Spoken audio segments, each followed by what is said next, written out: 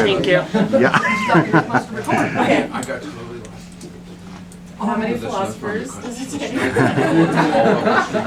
Takes two? Okay. I got turned around, It was an so I empirical was totally question. gray, and I could Well, not figure out. Welcome to the first event of the speaker series, the spring speaker series in the philosophy department. My name is Sarah Tyson. I'm an assistant professor here in the philosophy department.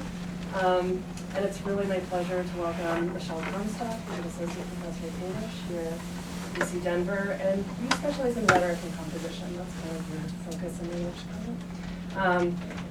And Michelle is the author of numerous works, including the book Composing Public Space, Teaching Writing in the Face of Private Interests, with Will Brannon and Marianne Kane, and the essay Composing for Sound, The Art of Social Resonance, with Mary Hawks, which is forthcoming from Kairos. No, actually, we're sending that somewhere else. Oh, okay. It's forthcoming. It was accepted, and we're coming now. It's not, that's Okay. Well, okay. But it's forthcoming, so we'll look. Yes, it is. Her talk today is entitled The Sounds of Climate Change, Sonic Rhetoric in a Volatile Age. So please help me welcome Michelle Comstock.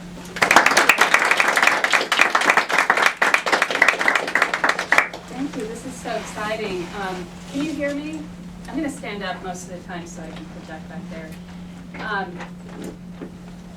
This is so exciting to be local because I can thank actual people in the room. Sarah has read probably 20 drafts of this. And so has Bo, who has been working with me on sonic research. And some of you have heard it in various forms too. So thank you for giving me the opportunity to share the work and to focus on it for a while, to put the English department schedule aside for a couple of weeks and get back into this, which I needed to do. So I'm very appreciative.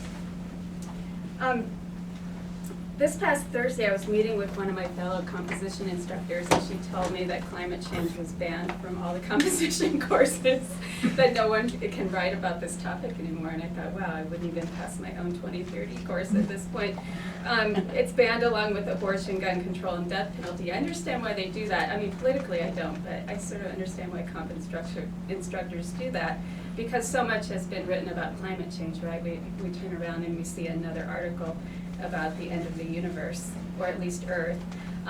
However, most of it so far has been fairly visual, and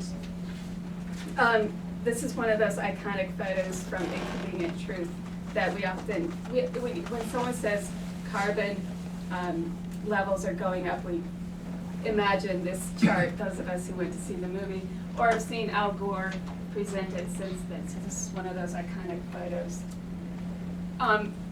Also, a lot of you may be involved in Facebook and Instagram on-the-ground exchange of environmental justice concerns like the BP oil spill in the Gulf Coast.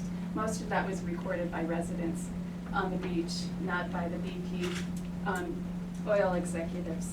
And these photos were exchanged to show that, yes, indeed, there's still oil in the Gulf Coast. It hasn't been cleaned up. And then the other photos we often see are of distressed animals. This was one that came out just this year with 30,000 walruses stuck on an Alaskan beach because there wasn't enough ice, Arctic ice for them. When we think of the issue of climate change, our minds may immediately go to those dramatic graphs and charts demonstrating the exponential growth of carbon in the atmosphere, or the oil spill, or the stranded animals. Now, these visual representations of climate change communicate risk urgently and importantly to what rhetoricians might call stakeholders, those human inhabitants of threatened areas, policymakers, and corporations. As feminist eco-critic Stacey Alamo argues, our increased access to photography and documentary is actually empowering at-risk community members. They can provide evidence of toxins in their environment in a way they couldn't before. Indeed, images showing toxicity in the ground, water, and air, and this includes blueprints and readouts, make the invisible visible, and thus more material. And this is a necessary move for mobilizing at-risk populations. You know, the seeing is believing. Sound or sonic information, however, is rarely considered a rhetorical, and for the rhetoricians in the room, I'm defining that as simply persuasive, or the art of finding persuasive means available means of persuasion in the Aristotelian sense. Sonic information is rarely considered rhetorical or persuasive for communicating the ongoing effects of climate change. Alemo, in fact, I had a conversation with Alemo, Stixie Alemo, and she said she didn't know of any work that had been done in this area. That's either a good sign or a bad sign, I don't know. Alemo notes that while photography has served as a powerful conveyor of damage and risk, many environmental justice problems cannot be visually discerned, nor photographed, but in fact require multiple modes and technologies to make them perceptible. I argue that sound, especially recent work in the subfield of sound art, is particularly useful for understanding and communicating our currently volatile experiences of climate change and extinction. One of the key assertions in recent debates over climate change is the Anthropocene hypothesis, which suggests that humans in the last 100 years have become the driving power behind planetary transformation. And if humans are now judged as a force capable of disrupting climate patterns on the same scale as a meteor or a volcanic eruption, then we need rhetorical resources that help us embody and make sense of these large-scale physiological and phenomenological shifts. Recent pieces by sound artists like Susan Phillips, and then I'm going to show a sound piece by Bernie Krause. Both of their pieces highlight the potential of sound to do just that sort of rhetorical and cultural work on that scale. Leading sound artists craft soundscapes through various delivery systems, including outdoor installations, museum showings, CDs, and records. They create soundscapes that bring our bodies into dissonant and resonant relationship with our environments. Phillips, for example, fragments and layers literary and historical soundtracks over vulnerable islands and coastal regions in order to disorient listeners from their usual auditory tactics.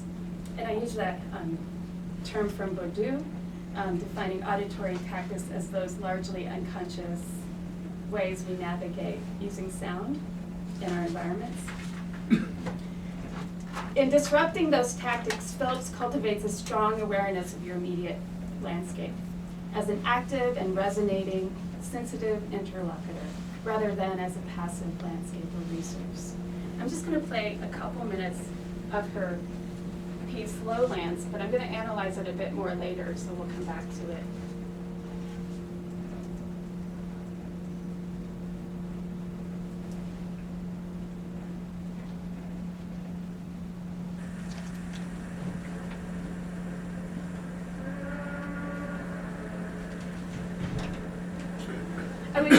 I wish I could take you all to Glasgow now, but this is a video she submitted of the piece.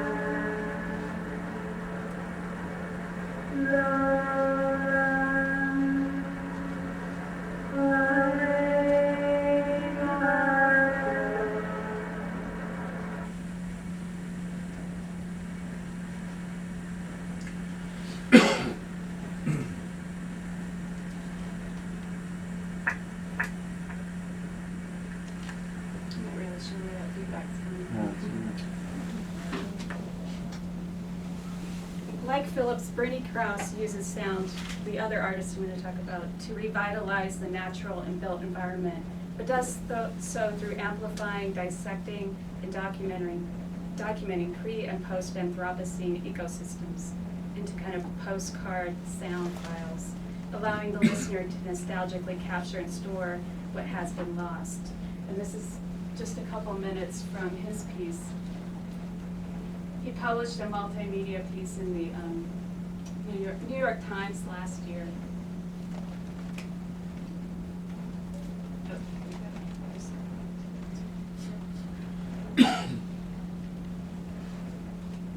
Sorry.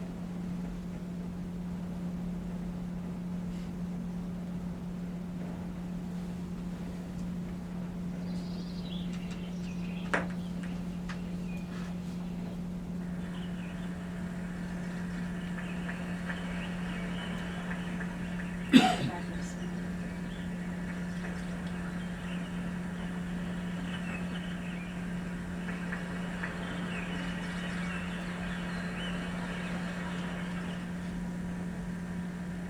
That was the pre-logging, and this is the post-logging.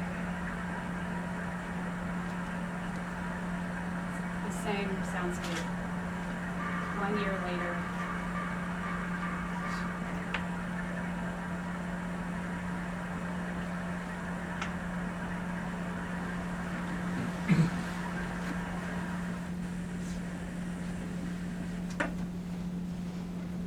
Both of these sonic practices are useful, but Krause's recordings encourage empathetic conservation, while Phillips's installations transform our very sense of what is human versus non-human.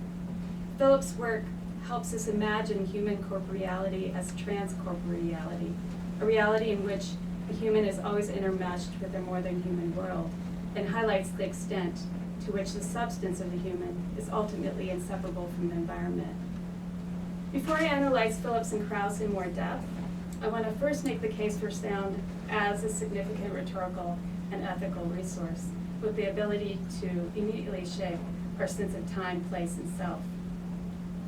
While the material turn in rhetorical studies has prompted us to include a wider range of rhetorical conditions beyond the text, like the artifacts and institutions and delivery systems of any message, sound has resisted our largely print-based methods of analysis. I would say especially in literary studies and rhetoric. Of course, part of this is due to the print-based formats of scholarly publication. Thus, we've seen the rhetorical study of sound become more robust as our publications have become more multimodal. In addition to the format limitations, the difficulty of representing sound as material, like the printed page, or as rhetorical, like a public speech, may relate more generally to its pervasiveness. A pervasiveness beyond what we might reductively call the act of hearing or auditory processing. Even humans who are hearing impaired experience a wide range of vibrational input through various senses and have never experienced, at least physically, absolute silence.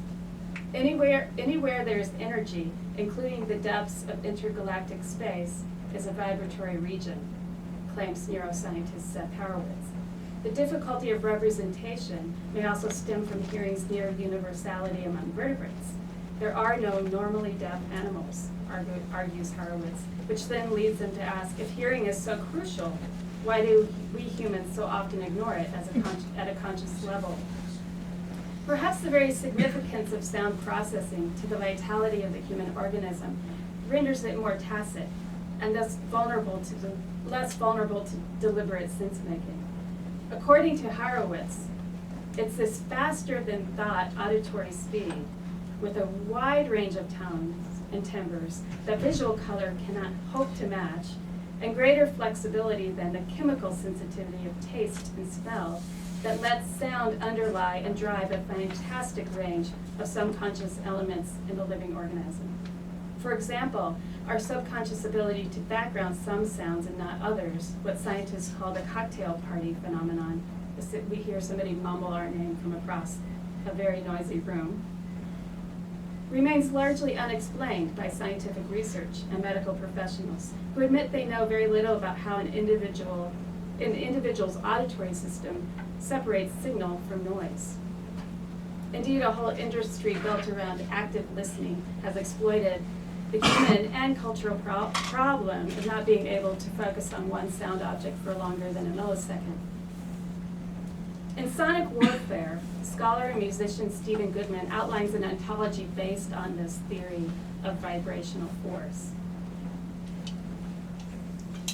He, like Horowitz, argues for vibration as the essential quality of the universe. And I'm going to show you the longer quote because this is kind of a key argument for my analysis.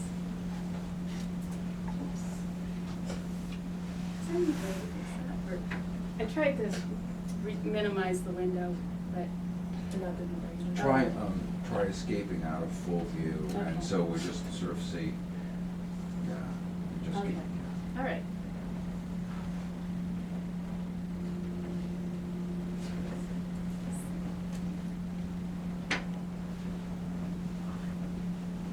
Goodman's ontology specifically challenges the linguistic imperialism that subordinates the sonic to semiotic registers, thus losing sight of the more fundamental expressions of their material potential as vibrational surfaces or oscillators. In developing his ontology, Goodman avoids, on the one hand,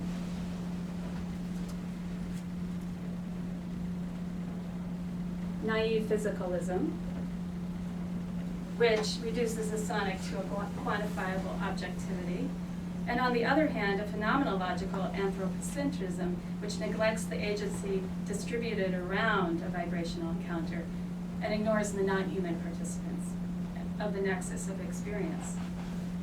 Though Goodman does isolate and privilege hearing over other senses that are in fact sensitive to vibration, Goodman's claims for this distributed agency of vibrational encounters remains useful for my argument, for sound as rhetorical resource for understanding and communicating transcorporeality. Goodman writes,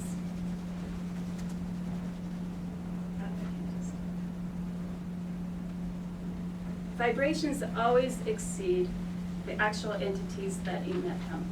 Vibrating entities are always entities out of phase with themselves. A vibratory nexus exceeds and precedes the distinction between subject and object. In other words, sound requires what Alemo terms more capacious epistemologies that emphasize the material interconnections of human corporeality with the more than human world, and allows us to forge ethical and political positions that can contend with numerous 21st century realities in which human and environment can by no means be considered separate. So, for example, chemical sensitivity is one phenomenon she analyzes.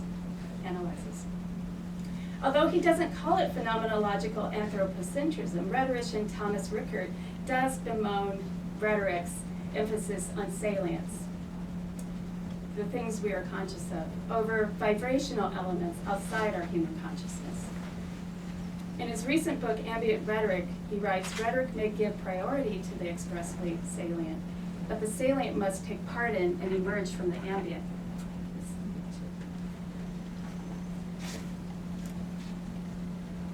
Attention attends to the salient, but the bringing forth of salience is itself a complex activity that has ambient dimensions.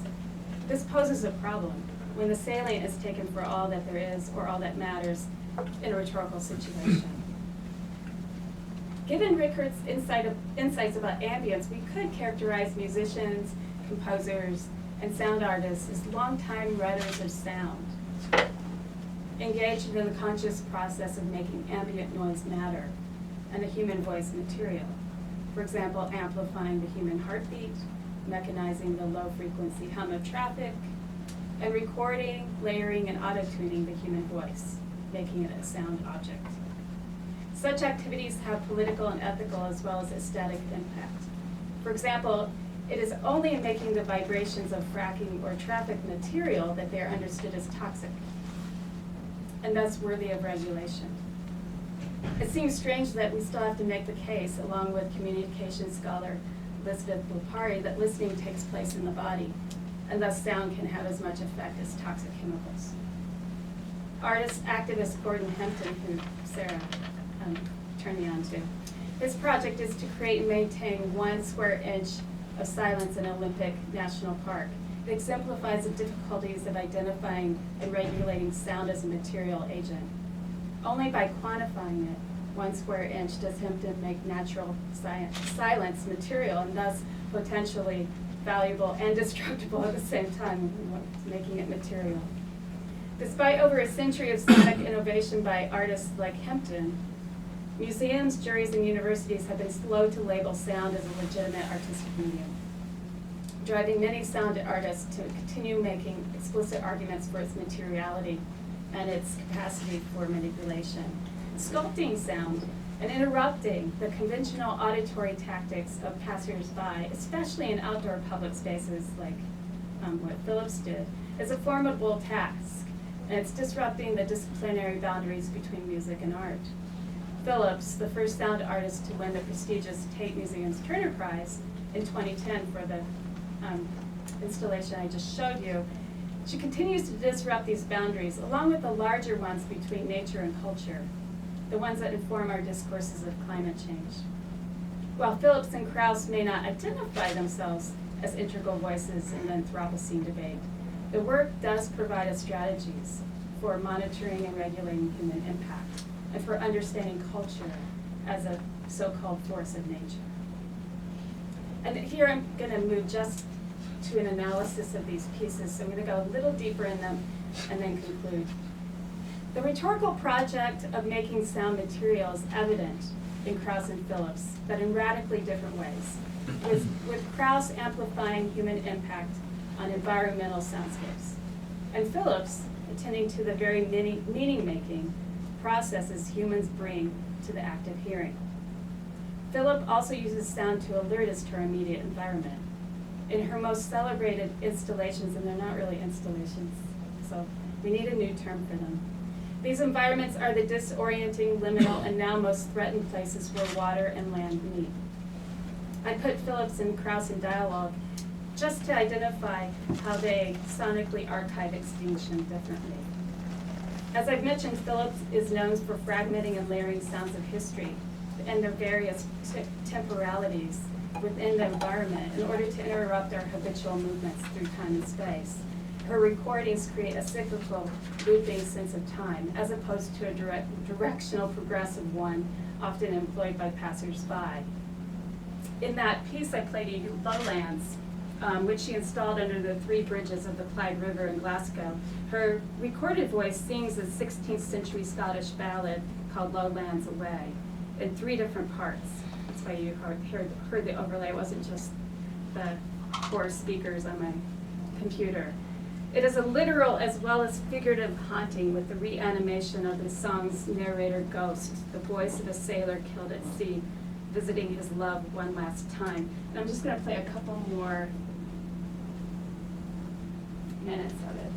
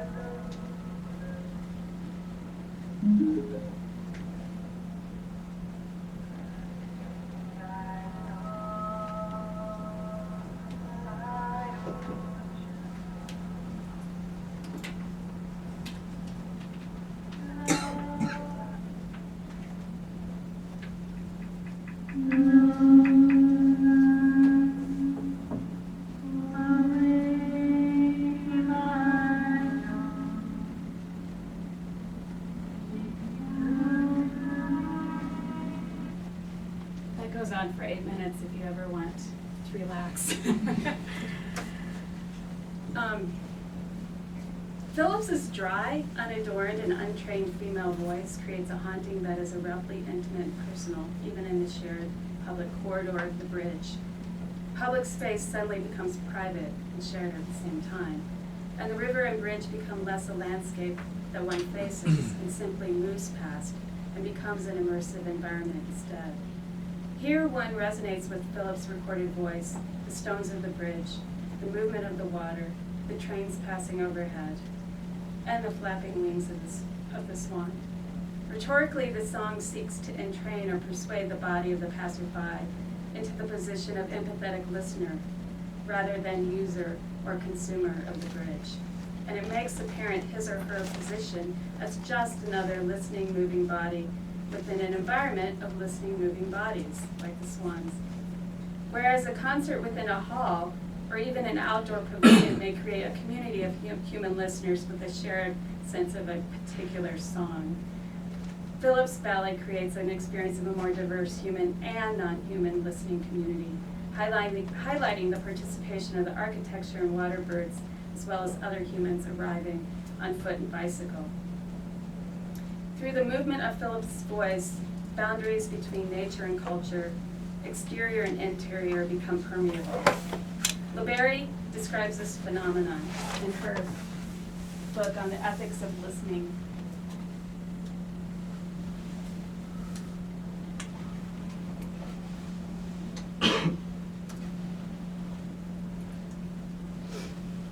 The voice of the other, unlike the face of the other, is invisible and cannot be seen.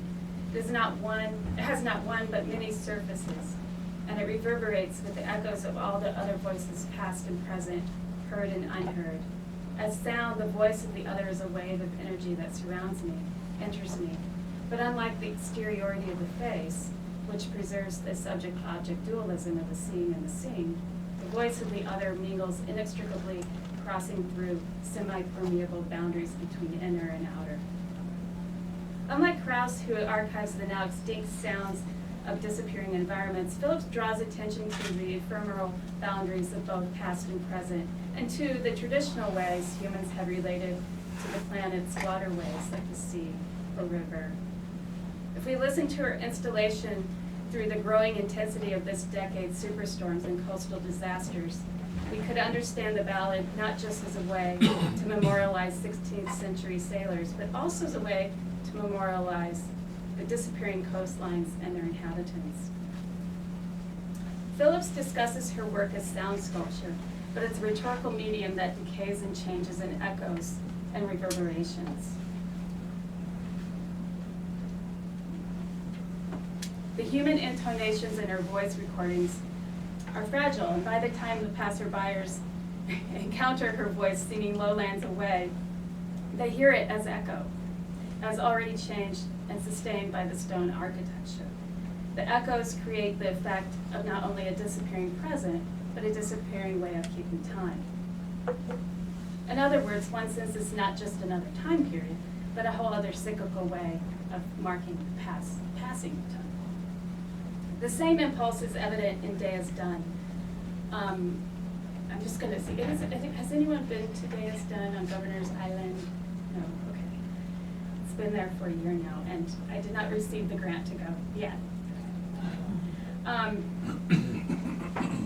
I just want to bring it up because she's doing similar things with Governor's Island, so it really helps me make the point. They haven't made a video of it yet, but there she is, posing next to one of the speaker systems.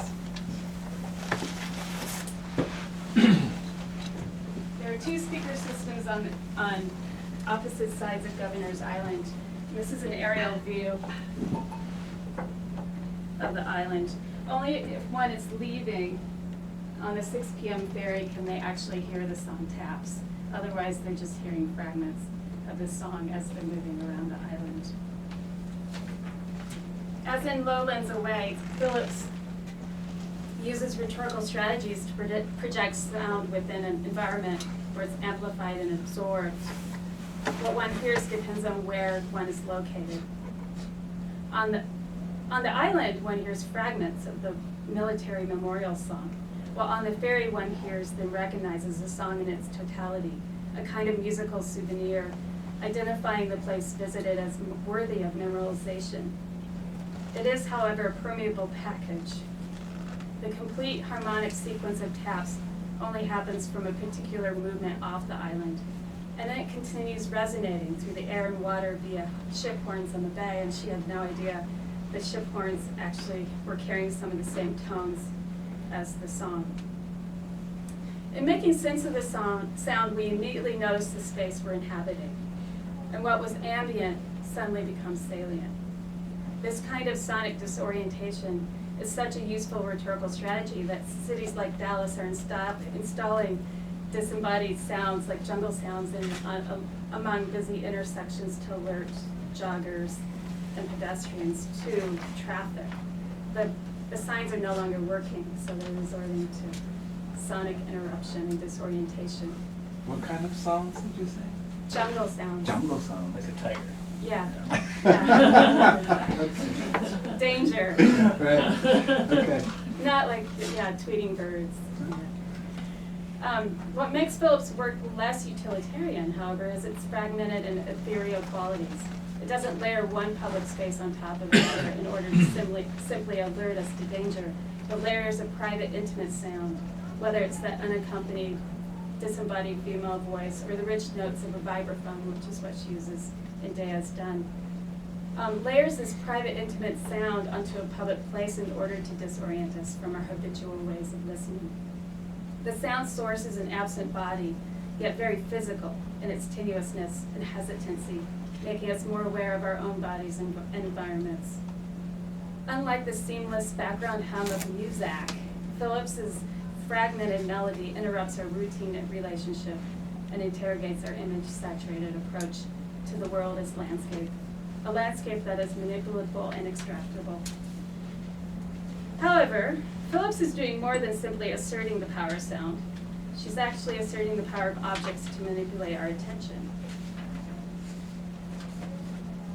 It's not the backgrounding of sound that she mourns, it's that we're not even aware of the process of backgrounding. So what does this awareness actually help us do? I argue it attunes us to a rhythm, engages us in a form of what Brazilian philosopher Pinheiro dos Santos calls rhythm analysis, a sense of a more than human pacing, a sense of the disappearing present, and an inkling of a future without us in it. While Phillips's projects could invoke this nostalgic longing for a perfect past, they might also invoke a particular kind of mourning, one that recognizes the present as always passing and the future as less certain. By contrast, Krauss's work offers a clear trajectory of soundscapes before human impact and after. In so doing, he also creates a sense of what the world might sound like without human interference.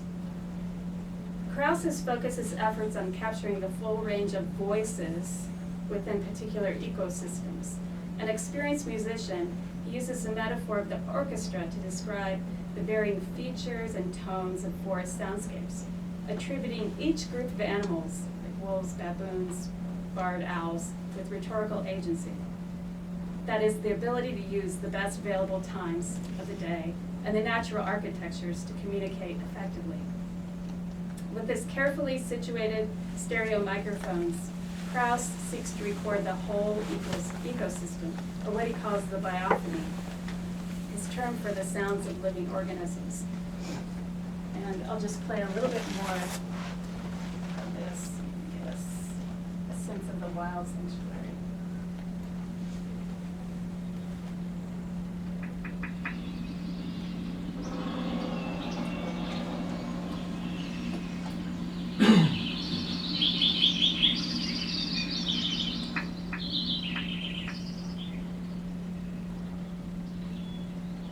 There's a warning that you shouldn't play those during mating season or migrating season for birds. It's a serious warning because they tend to act erratically to these sounds. And when I heard that, I became very interested in the sounds that we've used to manipulate and regulate wildlife, actually manage it.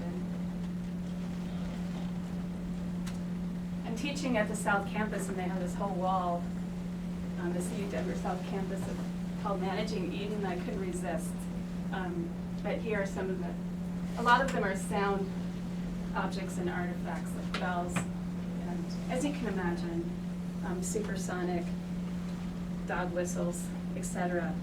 So that's a whole other aspect of my research, how we use sound to manage the wildlife and landscapes, not just how we express them.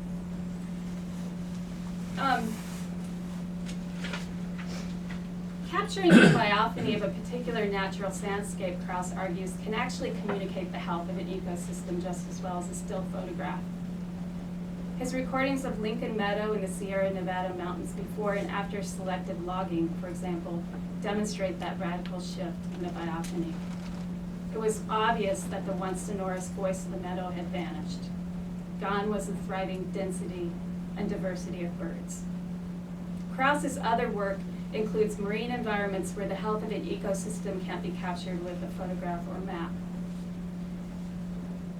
In Krause's hands, the microphone replaces the microscope as the instrument of discovery and proof of human impact. Similar projects proliferate in an attempt to materialize what has been lost, like the Cornell Library of Sounds or Hempton's Inch of Silence. The goal of these projects, paradoxical in a way, is to capture and preserve the other in order to emphasize its ephemerality and its sensitivity. The hope is if we understand the non-human as sensitive like we are, our perspective and thus use of the environment may become more adaptive and less toxic. And I'm concluding with a call out. Krause, more than Phillips, invokes a traditional form of listening, requiring us to discern the details of an environment along with its overall tone. But both artists place meaning on the transiency of objects, coastlines, meadows, rivers, each with different timescales.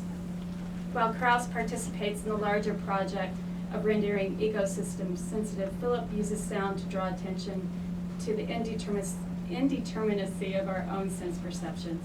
And although both are engaged in archival work, Philip splits in layers of sound of history and culture, inducing different levels of recognition depending on where one is standing, boating, swimming, or walking. The effect is the memorialization of human perception itself. With her first-person vocals projected into public space, Phillips invokes the rhetorical position of eavesdropping more than discriminating listening, which, at the risk of sounding morose, may be the most appropriate rhetorical position for humans on their way out. A 2013 sound piece entitled A Song of Our Warming Planet communicates this vanishing position more directly. Cellist and University of Minnesota student Daniel Crawford collects NASA surface temperature data from 1880 to 2012 and links each 0.03 degrees Celsius rise in temperature with an ascending halftone, and I'm just going to play the whole 3 minutes for you so you can experience it. Oops.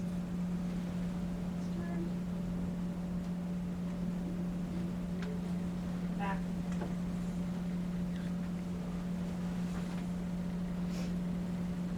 I got it.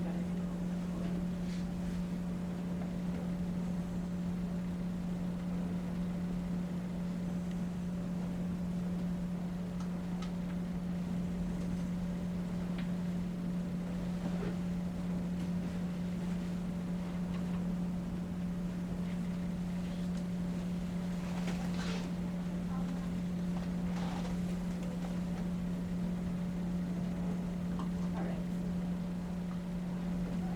It's a compilation of global annual surface air temperatures. Climate scientists have a standard toolbox to communicate their data. And what we're trying to do is we're trying to add another tool to that toolbox, another way to communicate these ideas to the people who might get more out of this than out of maps, graphs, and numbers. And climate change is a defining issue of our generation, and it's still something that a lot of people don't fully understand. And what we're trying to do is to represent with the music sort of the immediacy and the importance that this issue has right now. And if we act on that, then maybe it won't be as much of an issue for the future.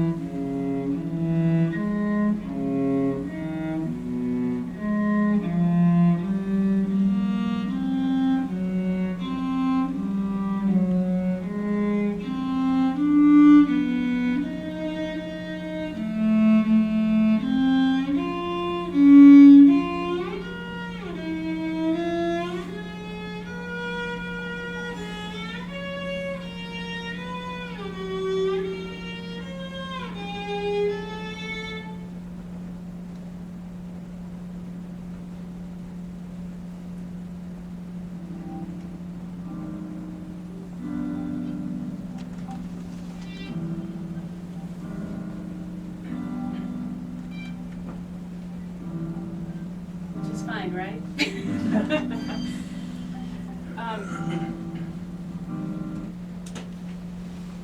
So an alternative to charts and graphs showing increased temperatures, this song is in direct parallel with the Al Gore chart at the beginning.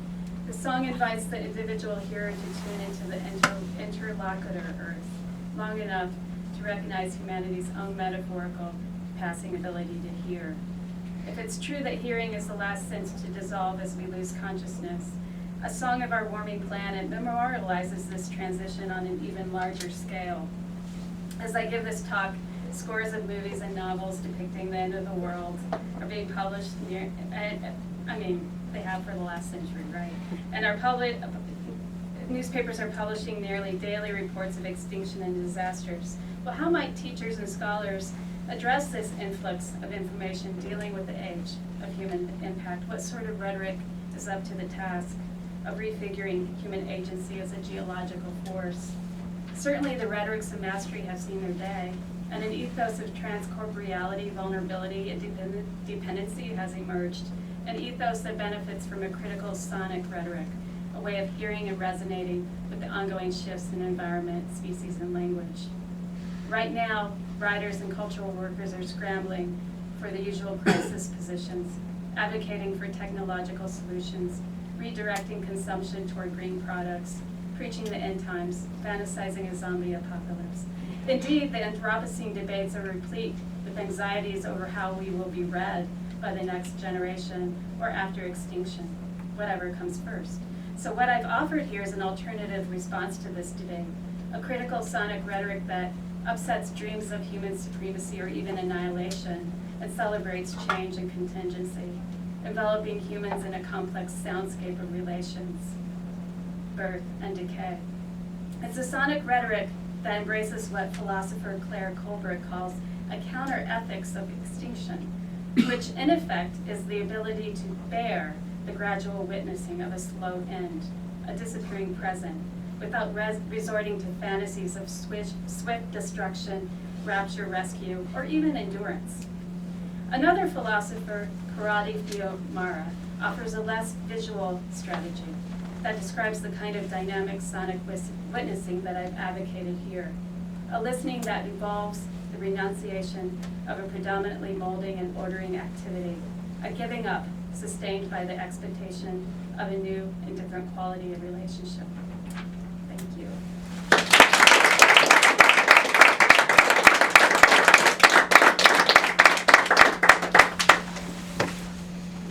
We have time for some questions. Yeah, Jeff. Thank you very much. I don't have a question, I just have a comment because it was an experience of an artwork that made me realize how important and transformational the sonic experience is. And there are some connections with the other components of this artwork that might be of interest to you. Sure. I don't know if you're familiar with the Vietnamese artist 100 Vasa, 100 Waters. He gave himself the name. It's mid 20th century to later 20th century, kind of naturalist. And he built, because the ego of the artist, built his own museum. Yes, yes. For his work, because his work was very much about the building itself Yeah. in Vienna. And there are different components to this space. I mean, he's a naturalist, he's a nudist, so it's all very much about our relationship to other species and to rhythms of nature and whatnot. But he built the angles of the building a little off, so you always feel a little bit unstable. And he planted trees inside that then grew out the windows to just do away with this inside-outside. And it's very famous for being very colorful, so everything is just bright primary colors and very beautiful. So those are all the other dimensions, but the sonic component is that he would have running water in all the spaces. And for him, this was always a way of kind of enticing us back to the most kind of profound connection we have to other, or to natural life. And it was really transformational to always be around the sound of water, running water. And it's like been a burden or a curse on me since then, that I always want to be around running water. And I feel its absence all the time in the city. And so I think that was the intended effect of the piece, and Yeah. it worked. Decades Yeah, later, to mark- I'm to mark the still, absence, yeah. yeah, to mark the absence, and it was really, really profound. And all the other things, the color, it was, for me, I took it in at a different level. Like, I intellectually noted it as being unique and interesting and innovative, but the sonic component, like, changed my expectations of the spaces that I inhabit. Yeah. And so, no question, just wanted to say that that was very Yeah, profound no, for could I me. just comment too that Please. Sometimes this sound artists use the visual as a distraction so that you are Mm. penetrated by the sonic Interesting. more profoundly Yeah. and unconsciously. Yeah. Yeah. That's great. So, man, for a piece that makes me think as much as this does, thank you. Yeah. So a couple of things. One, I'm not sure I agree with some of the individuals who are arguing that sound has sort of taken this secondary position. I mean, maybe that's true. For whom is it true, I guess, is my question. Yeah. And secondly, I teach a wilderness class every Maymester, and in the last wilderness class we were at Sky Pond, and we first heard the first of 10 avalanches before we saw them in the distance, and so it made me think of sound as figure versus sound as ground. So it sounds to me like you're sort of playing with the idea that at particular points in time sound is prominent and then sound is background.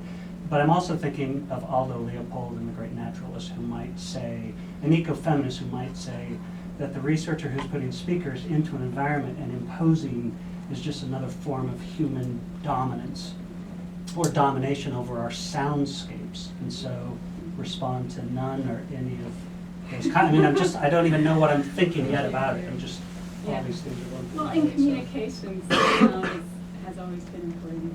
In rhetoric and literary studies, I would say it hasn't been studied as much. And that's changing.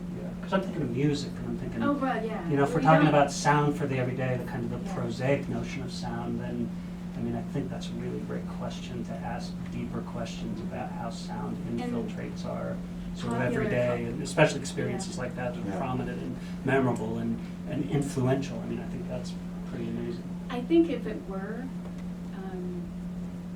if we were indeed conscious of sound and its effects on our system, that it wouldn't be as noisy.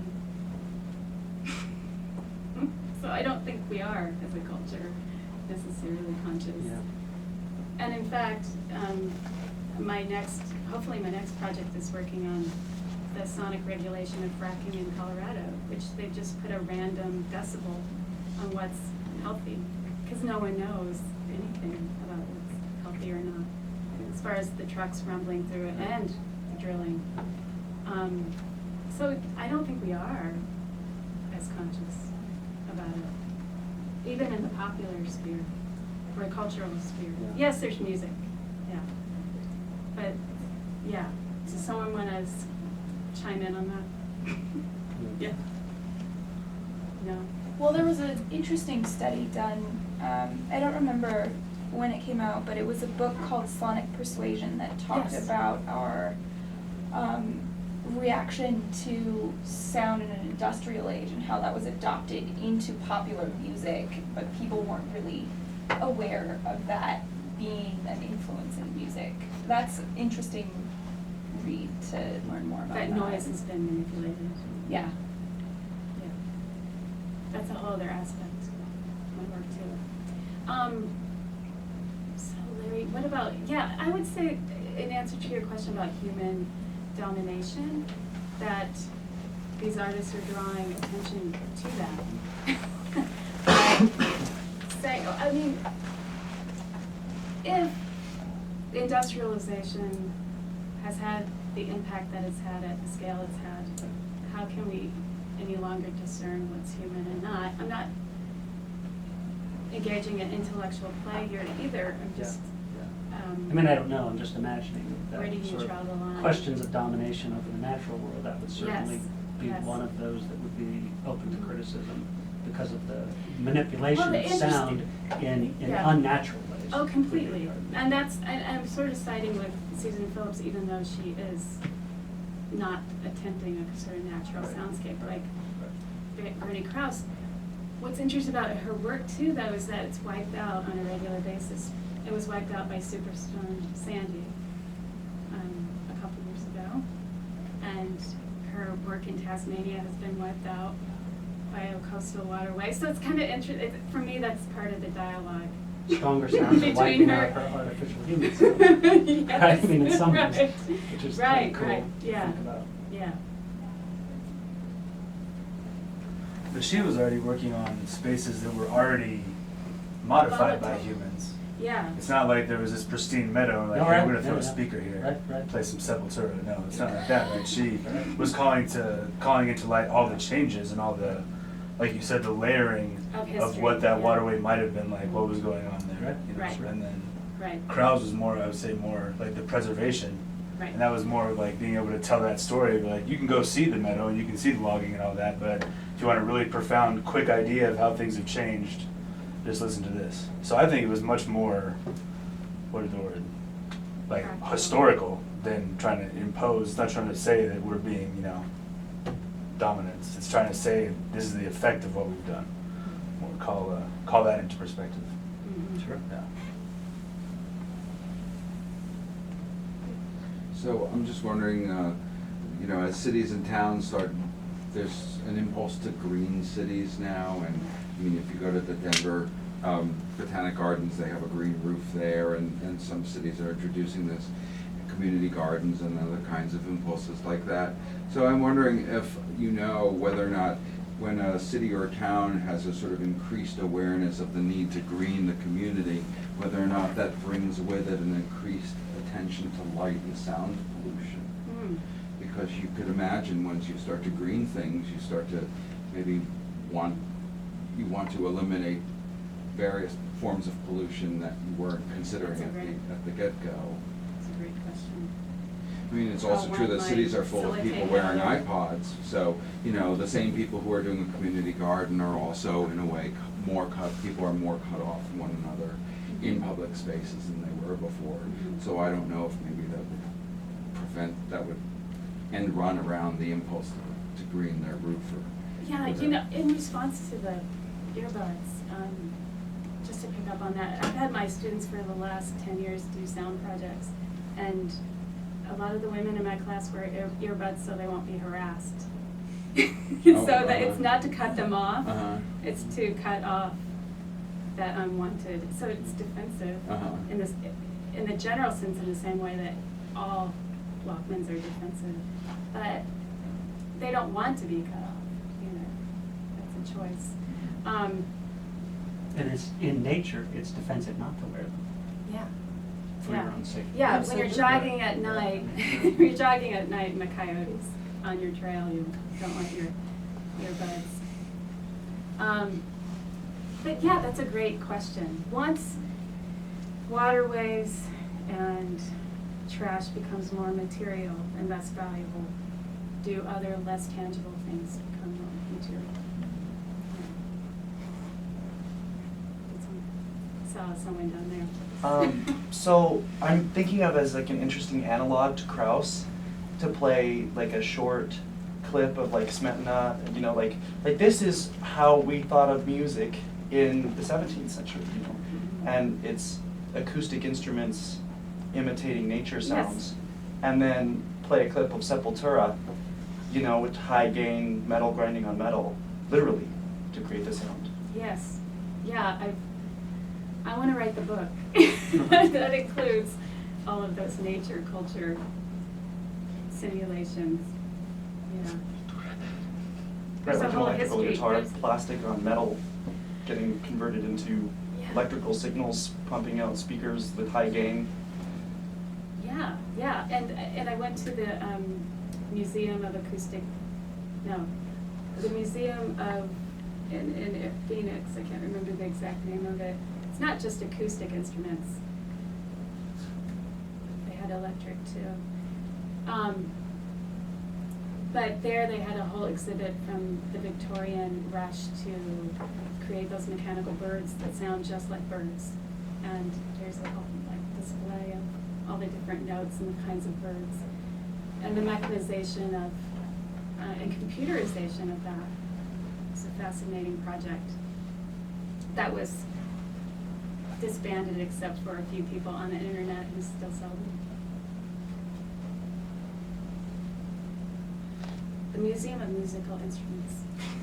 I recommend it. Of course, it's all acoustic. It's all, you put on the headphones and you go from exhibit to exhibit. Because in Berlin, it's almost entirely visual, the Music Instrument Museum. Unless there's the cranky docent who's there who can't play some of the instruments, you largely just see them. It's fun. It's interesting. May I ask Oh, yes. I thought you were going to say it's time to go now. No, not at all. No, I want you to say more about mourning. Mhm. Because you described both Phillips and Krauss as offering forms of mourning. And they're also both offering forms of memorialization, but Krauss has a preserving or conservative, like conservationist. Whereas maybe Phillips is more of a historian, maybe that's a good way of. Yeah, But that's it's a good almost- way to divide them. Yeah. Mhm. It almost seems like you're offering, like, one way we can confront climate change is as an act of witnessing and mourning, and you're offering us objects through which we can. Yeah, with which we can yeah, mourn. I really think, I mean, not that they intended it that way, but yeah, I think a lot of Phillips's work is an elegy for the coastlines. And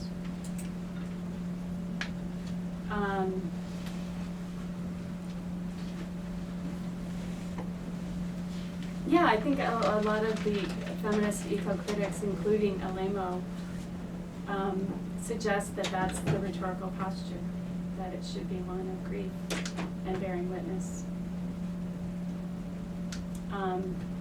I think some of it is a kind of strategic nostalgia, which might be useful. That would be more Krauss. Well, they're both priming us for nostalgia, right? Mm-hmm. But in quite different ways. Yeah.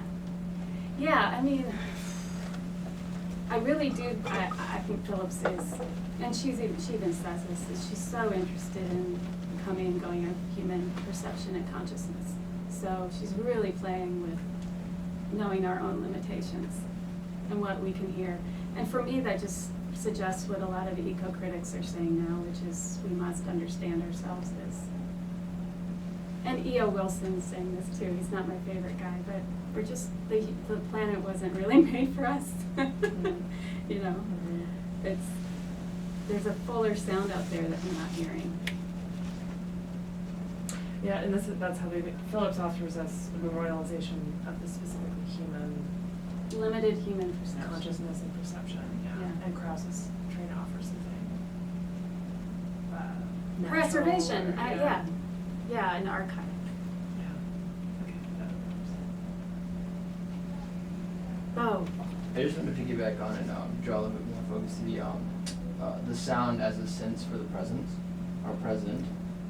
That's something that I heard you say over and over again in different ways, in the fact that it's the closest thing we can be to being in the moment, whereas some of the other like sight, smell, things like that, they linger, whereas sound, it's there and then it's gone.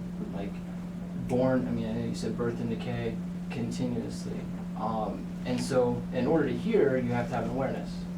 In order to be in that moment at that specific point in time and to hear exactly, or to pick up on the frequency, the vibrations, you literally have to be in that moment. You have to be aware of what's going on. And I think that that is something that, and you mentioned it many times, that can be used as a tool to say, hey, look, we are here, stick with me, to listen is to be in the moment. Stick with me for this moment, and then I can show you how we affect things that are going on around us and how the things bounce off. And like I said, like echo, the reverberations of the past, so to speak.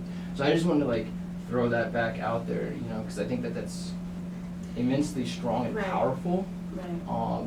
Especially with moving people, especially with the emotional and persuasive attachment that it can have. Mhm.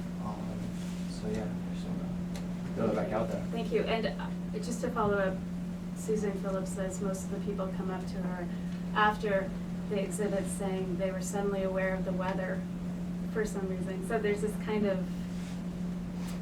bringing to consciousness of not just, you know, climate and the coastlines, but your immediate present. I mean, if vibrations exist from the deepest parts of the ocean to the Right. farthest reaches of the galaxy, then it only makes sense that, you know, I'm not gonna, you know, piggyback on or negate any of the philosophers, but if you can't feel the vibrations, technically you don't exist. Like if you're not, you know, Or what I if mean? you're Like, not making vibrations. or if you're not making vibrations, then you realistically, then Yeah. you're, I don't wanna say a black hole, because I'm not a physicist, but you know what I mean, like you kind of don't exist, so to speak. Like you're not receiving, you're not giving anything out. And so then what is the impact that has Yeah. on, you know, the environment? Yeah, Also, I was just gonna say, I think those comments and then some of what you said resonates because it suggests, like organizational theorist Carl White, that things sort of shock us out of our routine and those become cognitive occasions for sense making. And so when does sound intrude upon the routine or the malaise or the otherwise subconscious or unconscious ways of just going through our daily lives? So, I mean, I definitely picked that up and I think that's a strong point. I think to some extent you're echoing that. And I think that's, I mean, I think those are great questions about what garners our attention in particular ways that are different than our kind of normative routine experiences. And I Right. think sound does that, what you talked about, and I'd never seen an avalanche before, let alone heard one before the Wilderness experience. And, you know, it took me out of the sort of the regular sort of conversational, experiential moment Oh, yeah. into that something shocking just happened in sound. Like when people describe, I love tornadoes, I grew up in the Midwest and have been through numerous tornadoes, and those are like when you hear people describe the sound of tornadoes, I mean, that's an event, that's a memorable event that really. The last time I gave this talk was during a tornado Really? in North Carolina. I had to yell. There were actually people who wanted to stay. Anyway, it was crazy. But yeah, and the Boulder flood did that Right. for me too. Right. It's a sonic event. Thank you, Bob. I think philosophers are very much, I don't know, philosophers in the room, correct me, are amenable Oh, we to, will. We yeah, will. thank you, amenable to the ontology, you know, the idea that vibration could be an ontology, that's not the problem, but what's useful about it, right? What's political or useful? Well, I need, who is this Goodman person? Stephen Goodman. And what, because, you said about him that he thinks that everything ultimately amounts to vibrations, and so. Essentially, yeah. So, I think that's exactly right, but what just struck me right there when you said that was, you wanted to know why that would change anything if you believed in a process Yeah. ontology or a vibration ontology, rather than a substance ontology. Mhm. What use would that be? And then your first question is what political, and I'm thinking immediately, well, I can tell you all kinds of scientific value that comes from that sort of shift in ontology. And in fact, my whole work on addiction is based on shifting from a substance to Wow. Yeah. a vibration or a Sure. process ontology. And so Mhm. I think From substance, because it's always. because yeah. the problem with substance is that you can't ever get causation to anything except the very, very bottom level, so you couldn't really have an effective thing like a political movement. That it can't exist, it's only the result of lower level reductions, but with a process ontology, every different level of exploitation has its own categories, its own value, and so when we're talking about climate change, we can be talking about that at the level of individuals, the level of groups, Mhm. Scale. Yeah. absolutely, every level. in Yeah. fact. Yeah. Well, and just to chime in on that, so if you look at people who write on aesthetics and philosophy of food, there's a nice book by Carolyn Gorsmeyer where she talks about the hierarchy of the senses, because traditionally, if you want to write about taste and smell, they're towards the bottom of what people appreciate and estimate as valuable. But there's a whole hierarchy of the senses that go with it, and so when you start to critique that hierarchy, sound gets discussed in a way that's that maybe shows that it's not second to sight, but that it's it has some capacities and capabilities that sight doesn't have. And just because Candace mentioned process ontology, Whitehead had a fully worked out process ontology, and he talks about, but he doesn't talk about everything being vibration in some, homogeneous way. He talks about the difference between perception is, on the one hand, you have the perception in the mode of presentational immediacy, that's sight, and then you have perception in the mode of causal efficacy, where you feel things. And sound is in this interesting position. This is what made me think of the hierarchy of senses. Sound is in this interesting position between sight and touch, because sound has presentational immediacy, but it also has this underlying, and that's what I think jolts us, is that things that, that sound could also impede, that avalanche could crush you. And so there's touch is immediately drawn into it, whereas a lot of people are frozen at the sight of a disaster unfolding because they're mesmerized by the spectacle. But if they hear the sound of the car coming at them, they jump out of the way before they even know what they're doing. Right, yeah, right. And you feel, that was the thing, I used to go to metal shows all the time, and the way that the music hits you in those environments is not like, it has very little to do with it has a lot to do with your ears, because, they're gonna be ringing for some days, but that's not really where you hear it. You hear it in your feet and in your legs and your, You're just meant to vibrate like a Because it's particle. low You do. right? Yeah. Yeah. And the hierarchy of sound got me thinking, and what I really appreciated about the Phillips piece on the bridge is that it didn't try to isolate the sound, but it made it part of an experience where the sound gives a different context to what you see and what you feel, and I think that's an important thing, that it's never just one sense, it's one sense Right. against the four other senses. Right, they're using the other. Right. senses.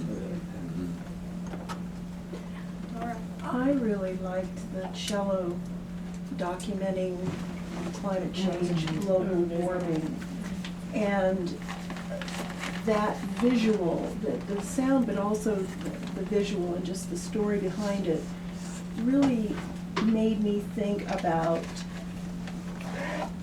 the rest of it is human interpretation of what's happening and using sound to communicate. But I believe the earth is communicating all the time and vibrating all the time. And the sound that is being captured is in the air. It is above the surface of the earth.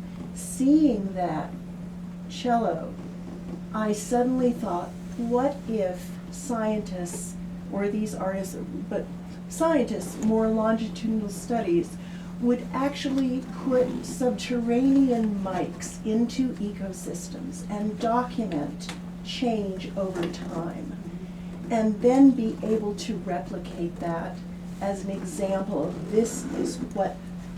these are the vibrations emanating from these ecosystems. This is how they are communicating. This is what is happening over a period of time, and then to have a means of visualizing that in the same way that cello was. I think that could have an impact, because we're conscious of what we hear in the air. We are conscious to the sounds that only we can hear, but the vibrations and in the world are so much greater than what we sense. So we're missing so much. How do we capture that? How do we begin to communicate those living organisms and the sounds they're creating as a part of the voices that are speaking daily, every second about what's happening to our earth? Yeah. And how then to translate that so people could see it, I think would be fascinating and Yeah, wonderful and and political. Yeah, there are sound engineers who are dedicated to doing that, capturing the smallest voices.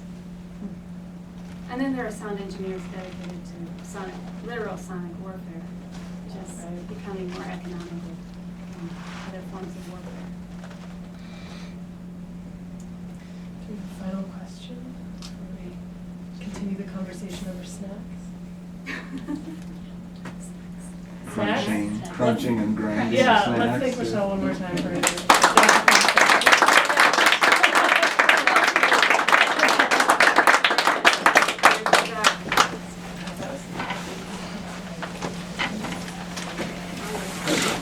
I don't know that I've ever attended one of these that I regretted on it. Like, I was gonna try to set up a critical theory in course, fact, but really, I've only ever been to one really bad one. And I was like, really glad I went. Katie's nose is right? Yeah, you know. I'm not gonna do this. Right. Why It's was kind of it like bad? how you have to visit, you know. I'm thinking of when I traveled around China, for example, and saw some really crazy wealth disparities, you know. And it's like you have to see some of this to appreciate the whole thing. I'm visiting in Can I smoke a cigarette with you? 2001, and then they nominated me for $10,000. You were so right. That's so amazing. I'm thinking Egypt. I listened to the Wagnerian opera. Oh, yeah. About what? Vanderbilt Station as a youth. Oh my God, you ever got into Vanderbilt? They also called me Oh, congratulations. That's awesome. early. So Yeah, So that's early. First guy It's there. so early. repeatedly. That's amazing. We're beginning of February.